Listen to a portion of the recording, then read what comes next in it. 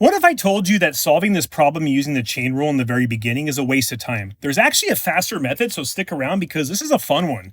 For this problem here, it's totally okay to use the chain rule, but it's going to be really complicated to figure out how to even solve with that because for this expression here, you actually would have to manipulate it to be able to use a chain rule, and it's just going to take way too long. So why don't we use a faster method known as implicit differentiation?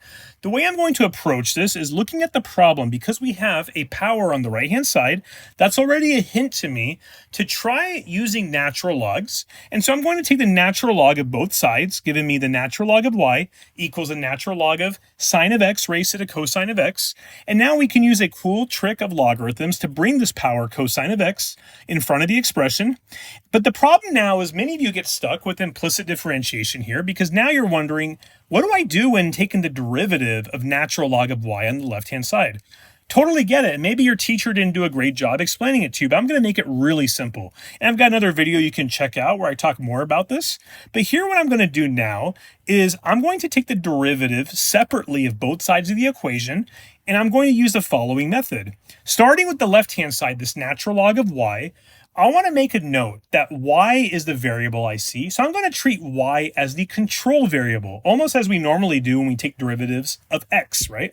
So I'm going to take the natural log of y. Its derivative treating y as the control variable is 1 over y.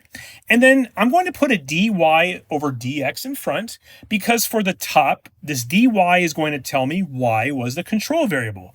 And dx for the bottom on both sides of the equation here is just saying with respect to x, because ultimately that's what our final answer is going to need to be with respect to. Now for the right-hand side, we'll worry about what we put on the numerator for that later. So for cosine of x times the natural log of sine of x, again, now in this case, x is going to be our control, and you're familiar with taking the derivative of this, right? It's a product rule expression. So we're going to take the derivative of the cosine of x, which is negative sine of x, times the right side, which is natural log of the sine of x, plus now taking the left side, which is cosine of x, times the derivative of the right. Now for the derivative of natural log of sine of x, it's going to be a 1 over something, which that something is the sine of x that's inside the parentheses, times the derivative of whatever was inside the parentheses, giving you cosine of x. And then we're going to put now a dx over dx all in front, because now in this case, the dx on the top means we treated x as the control variable, since that's the letter we saw on the right side of the equation. Now, I know many of you are going to blast me in the comments because I said don't use the chain rule, but I just did for this problem. Now, you're correct. I did use a chain rule, even though I said that most are going to use it. But keep in mind here, the chain rule in this step is much faster than had you used the chain rule from the very beginning of the problem. See for yourself, see what you come up with, and leave a comment below. Tell me how you would solve this without implicit differentiation. Now, moving forward, we need to simplify the right-hand side, right? So remember, we were multiplying cosine of x through, so we're going to now end up with this cosine squared of x over sine of x expression on the right-hand side. And then we can actually rewrite that because sine squared of x plus cosine squared of x is 1, right? That's a very famous trig identity. So for cosine squared of x, we can actually substitute in 1 minus sine squared of x.